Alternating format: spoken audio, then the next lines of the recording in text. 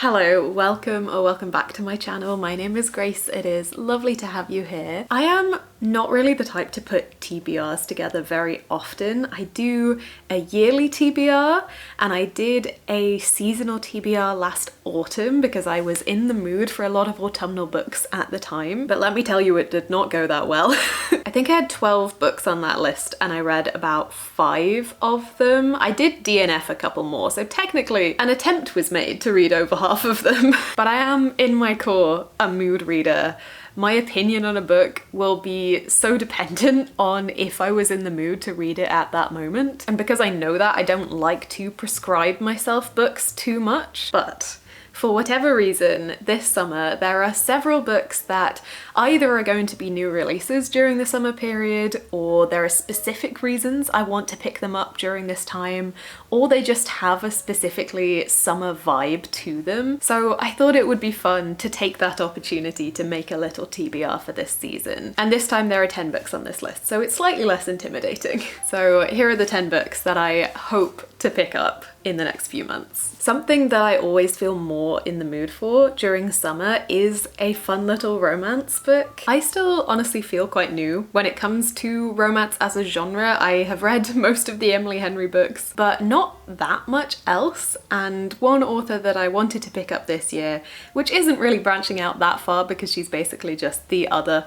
big romance author right now, but I really wanted to get to some Abby Jimenez, and I read Part of Your World earlier this year and I really enjoyed it. So the first book on this list is Yours Truly by Abby Jimenez. I honestly really wanted to pick up just for the summer for obvious reasons during the summertime, and I still might, but I want to get to this one first because technically they do go in order throughout the series. I don't think it's the end of the world if you pick them up out of order because they are separate romances in each one, of course, but there are some kind of Easter eggs and some threads that continue throughout the series. For example, this one tells the story of Dr. Brianna Ortiz, who was a side character in the last book, and I thought she was really fun and interesting in the first book, so I'm quite excited to read her story. Brianna is having a really rough time at the start of this book. Her divorce is about to be finalized, her brother is running out of time to find a kidney donor, and she really wants a promotion at her job, but it's looking like it's probably going to go to this new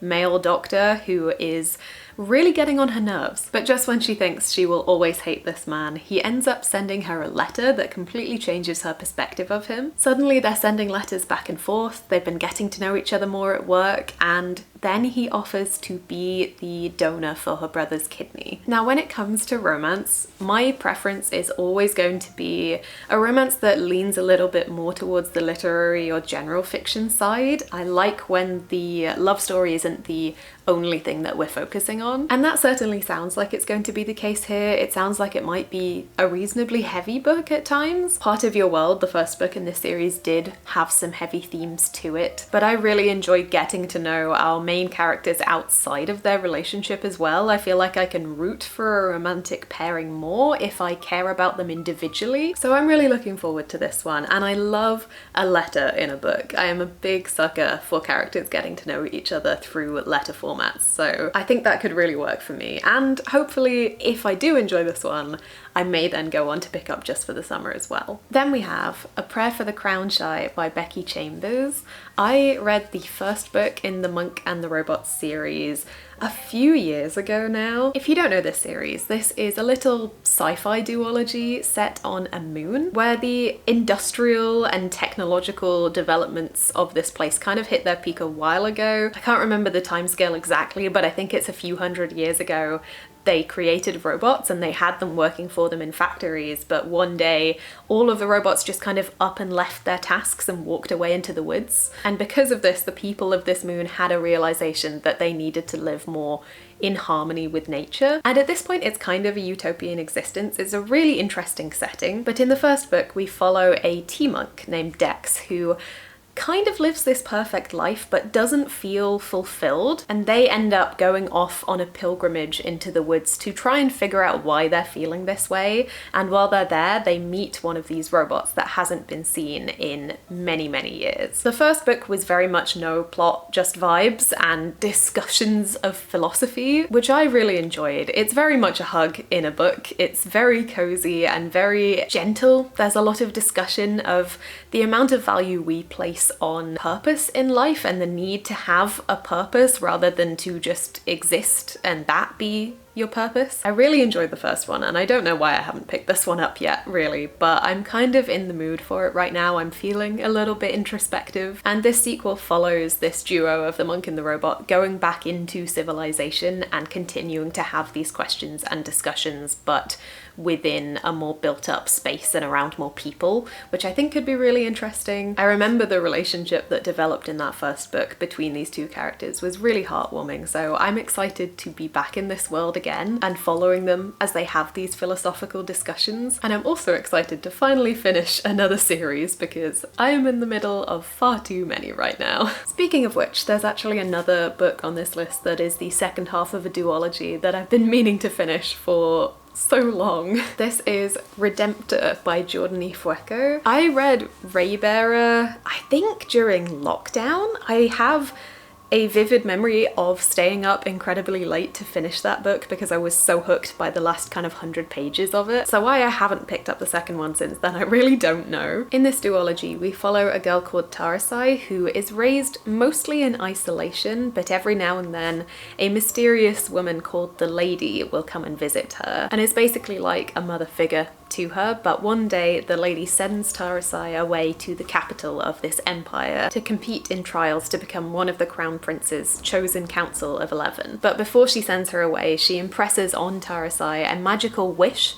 that will force her to kill the prince once she has gained his trust. I remember the magic system in this one being really interesting because when this council is officially formed, they are connected by something called the Ray. It creates this very powerful bond between them all, which is of course what Tarasai is craving, having been raised basically in isolation. There are other forms of magic in this world, and there's a lot of myth that has been created for the different cultures within this empire. I remember there being lots of twists and turns and some really fun and intricate world building. Part of me is wondering if I'm going to need to reread the first book because it has been so long before I get to this one, which I'm sure I would enjoy. I'm just such a slow reader. But I am really excited to see where we go in this second one. The first book, I think, did kind of wrap up most of its own narrative, but it did pave the path for a really interesting story to be told in this one. So I'm very excited to finally finish this duology too. Then we have the first book in a duology that I would actually really like to start this summer, and that is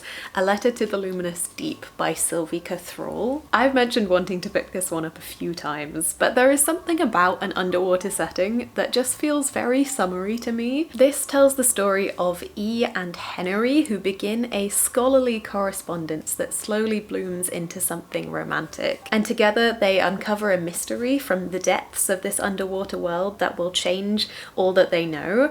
But then, not by coincidence it seems, a seaquake destroys E's home and both of them vanish. And the story is then actually set a year on from these events, and we follow E's sister and Henry's brother as the two of them piece together all of the letters sent between them, the field notes and the sketches, everything they can find to try to figure out what happened to them. I love epistolary novels. I love when books are written in an interesting format. That always is so exciting to me. I feel like you can get to know a character so well by their tone of voice in their writing. And I also have discovered recently that I really like a good mystery in a fantasy story, so I feel like this has all of the things that I could love in it.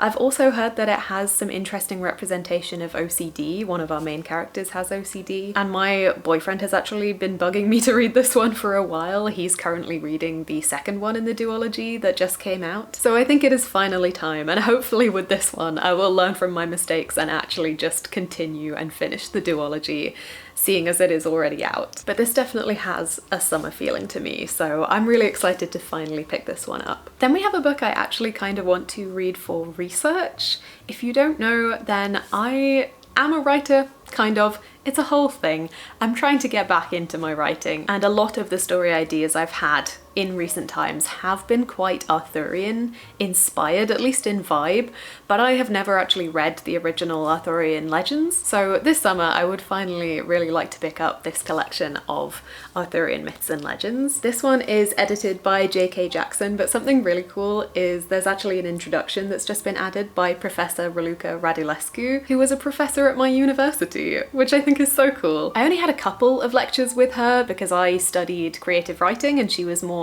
on the English literature side of things, I think, and the historical side, but I remember her seeming like such an expert in her field, so it's so cool to see her here. But I think it is finally time, seeing as I keep picking up Arthurian retellings all over the shop, to go back to the original myths and learn where all of those things are coming from. Honestly, most of my base knowledge of Arthuriana comes from the Merlin BBC show, which of course I'm sure was highly accurate, but I'm really interested to see how much of this I already know and how much will be new to me. This is obviously going to be a little bit condensed, and they are of course retellings, but I think this could be an interesting jumping off point for me to figure out which of the myths and legends I might find more interesting, and then I can do a bit more of a deep dive, go into those historic texts if I find specific tales interesting. But there is just something about Arthuriana that's always fascinated me, so I'm really excited to pick this one up. Then we have a book that legally I have to pick up in June, because this is 7 Days in June by Tia Williams. This is another one of those more literary fiction leaning romances that I've been really intrigued by for a long time now. This tells the story of Eva, who is a single mother and a best-selling erotica writer, and Shane,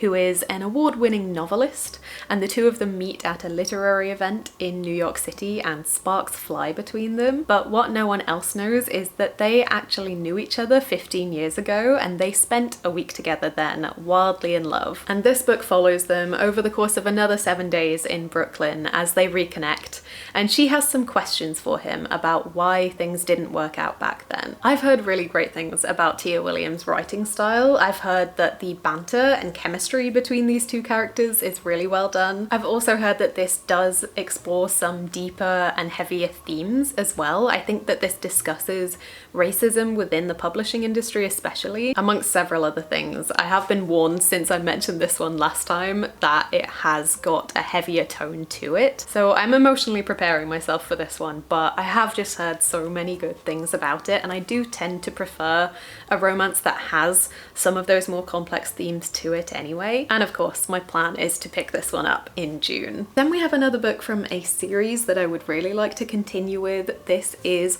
Hollowpox, The Hunt for Morrigan Crow by Jessica Townsend. I read the first two books in this middle grade fantasy series a few years ago now, and once again my terrible series reading habits have just stopped me from picking up the third one for some reason. But the fourth book in the series, Silverborn, The Mystery of Morrigan Crow, has just come out, and it's really reignited my excitement for this series again. This series follows a girl called Morrigan Crow who was born on the unluckiest day of the year, and because of this she has always been blamed for any of the unlucky things that happen local to her, and she is also cursed to die on her 11th birthday. But as she is awaiting her fate, a strange man named Jupiter North shows up and whisks her away to a secret magical city called Nevermore. But to stay in this place, she will have to compete to become a member of the Wondrous Society, and to do this she has to go through a series of magical trials. I really ate the first two books in this series up. This is probably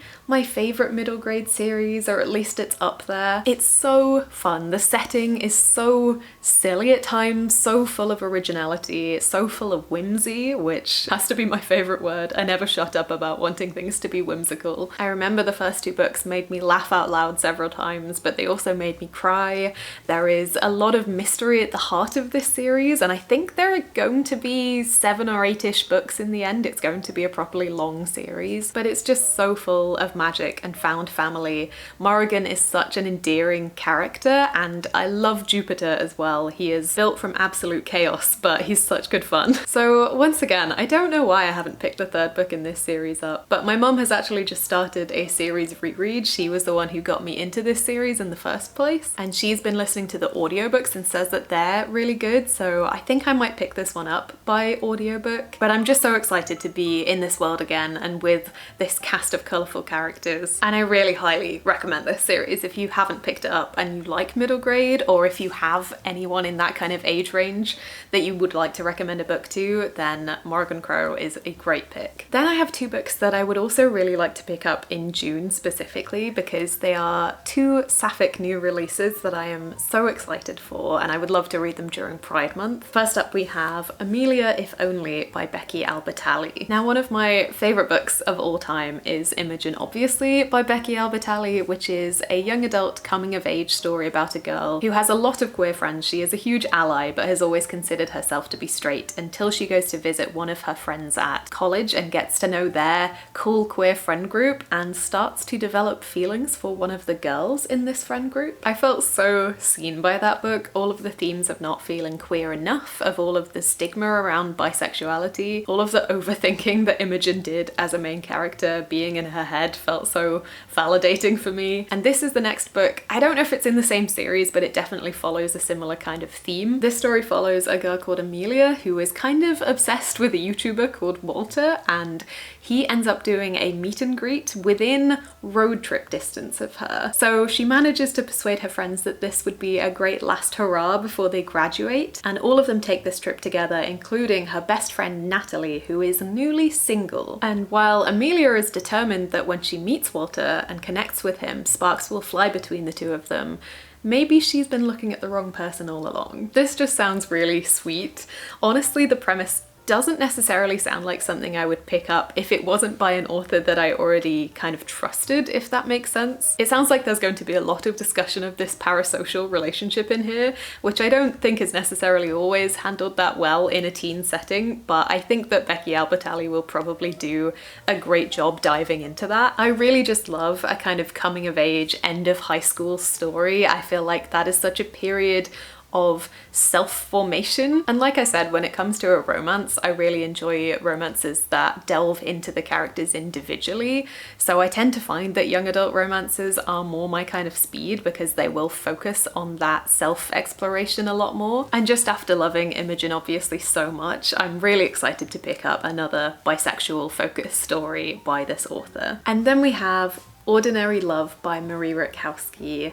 Marie Rutkowski is one of my favourite authors of all time. I loved The Midnight Lie by her, and it strangely enough was, I think, one of the first sapphic books I ever read, so it has a special place in my heart because of that, but I also think that her writing is just beautiful. It's so lyrical, which is always my favourite kind of writing. And this is her first contemporary romance. This tells the story of Emily, who from the outside looks like she has a pretty perfect life. She has 2 kids and a husband who seems to adore her, but behind the scenes her marriage is actually in trouble, as is her relationship with her parents, and she's still nursing a very old heartbreak. So when she bumps into Jen, her former best friend from their high school days, who is now an Olympic athlete with a string of famous ex-girlfriends, the two of them are magnetically drawn together again, but can they work through their history, and can Emily risk the life that she's built for herself just to be with the woman that she loved all those years ago? I am so